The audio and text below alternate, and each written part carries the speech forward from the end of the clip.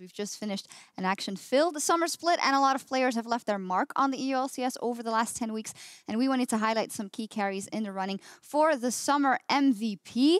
Now, I want to put a different twist on this. We can't go too long because we've been talking quite a bit. But before you guys give me your actual MVP vote, I also want to give you a team, and I want you to argue to me why anyone on that team is the MVP for their team, and maybe even for the entire thing. That might go against your actual MVP vote. So, Stress, can you talk to me about G2? Sure. So for G2, I've been thinking about this a little bit. It's actually more difficult than normal to come up with an MVP for G2, and then very easy at the same time, because I think G2, while underperforming, I find it difficult to give to the likes of Perk. So I'm picking Sven as the most consistent player. I think Sven on G2 has been the MVP because they've almost always been able to rely on him. The number of bad games he's had is very small this season long. Very low deaths per game, decent KDAs, generally ahead in lane.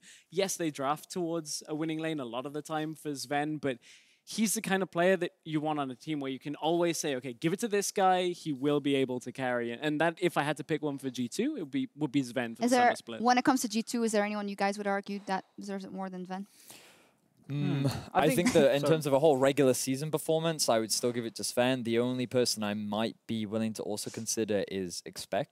I think that towards the second half of the split, he's been getting better and better and better and better. But in terms of entire regular season performance, Sven is definitely MVP. Okay, we'll keep you guys in attention for Stress's actual MVP vote. Oh, another different opinion. Sorry, didn't want to cut you off. I think Perks is actually he's been underrated during the split quite a lot. Like, I agree that some of the games have not looked great, mainly some of the Lucian games where it's been an issue for him, but in almost every other game, I feel like he's actually been really good. Like, laning phase has been solid, teamfight impact has been very good for him.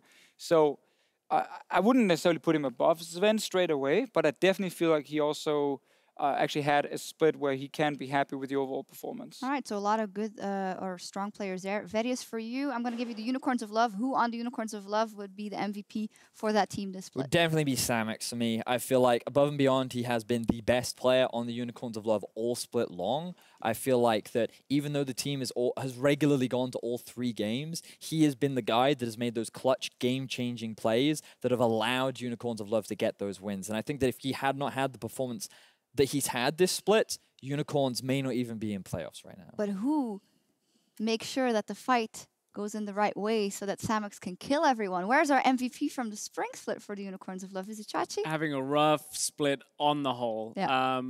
Chachi's a great player. We see glimpses of it. I feel like there have been a lot of individual mistakes from all of the Unicorns, and that has undermined a lot of why I don't really see Chachi as the MVP this split.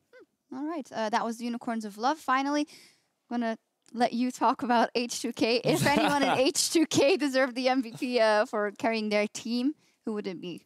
I have a few honorable mentions before I mention the entire team. The real one. The entire team, probably as well. No problem. I think Che is definitely one of the guys you can look at as a guy who could, really challenge for this MVP spot because he's been so consistent throughout the whole thing and been actually a good playmaker.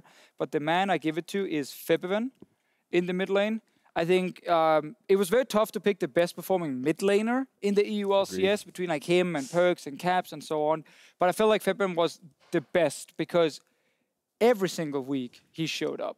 Like, his numbers are crazy just in terms of like his overall, his overall stats, like CS difference in lane is fantastic. Damage rating is great from him. Like, I just feel like every single game HK have been able to rely on Febiven to do really well and never like fall behind against whoever he's facing. And I think that has made the team more consistent.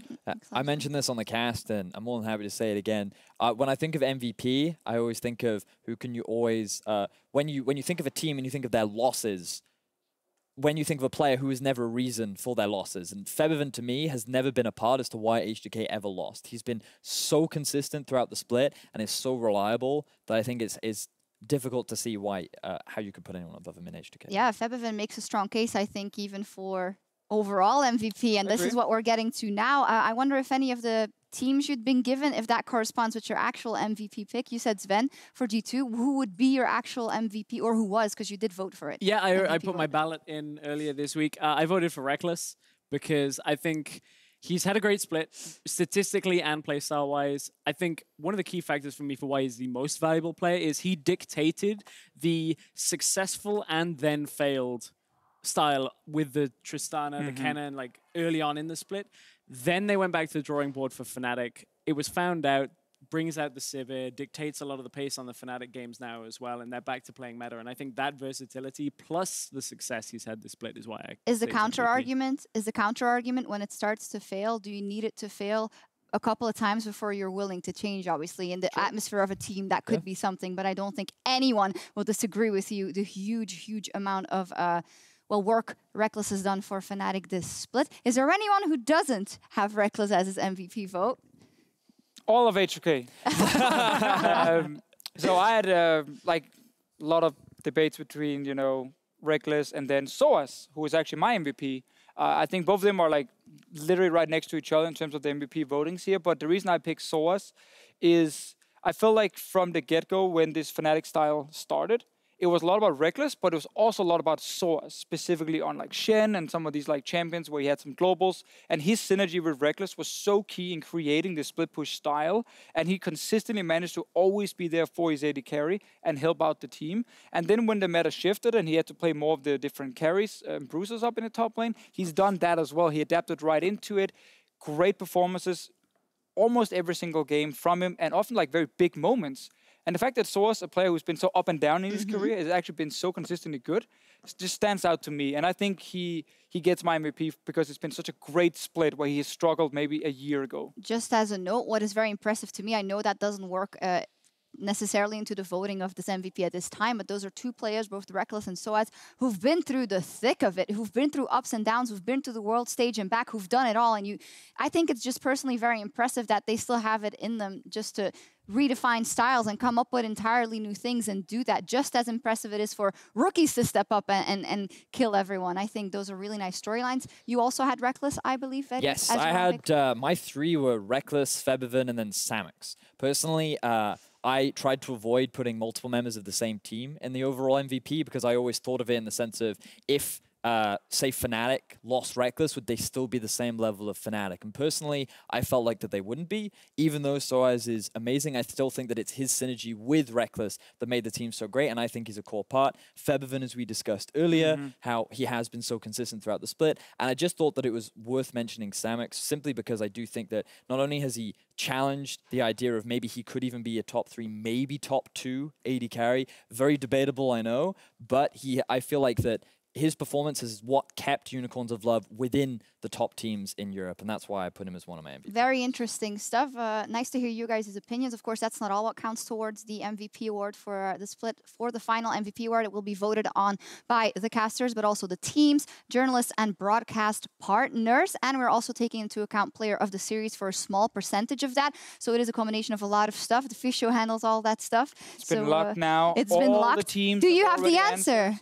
I mean, I know the answer. Oh. I'm not going to sit here and spoil no, it. obviously not. You know, during the next few weeks, we'll announce it. All the teams have voted. No troll votes. Just want to highlight that. Always a big debate. But you're in charge of the counting the votes. And you've talked a lot about H2K. It's stats team is in charge of count the votes. I'm not allowed to get close to put, you know, Febiven to the top or something. I just want to make it clear that he is not totally alone in charge of I am not totally counting the votes. But whatever it will be, we'll see who will be out, or who will come out on top, rather, as the MVP will be announced during the finals in Paris.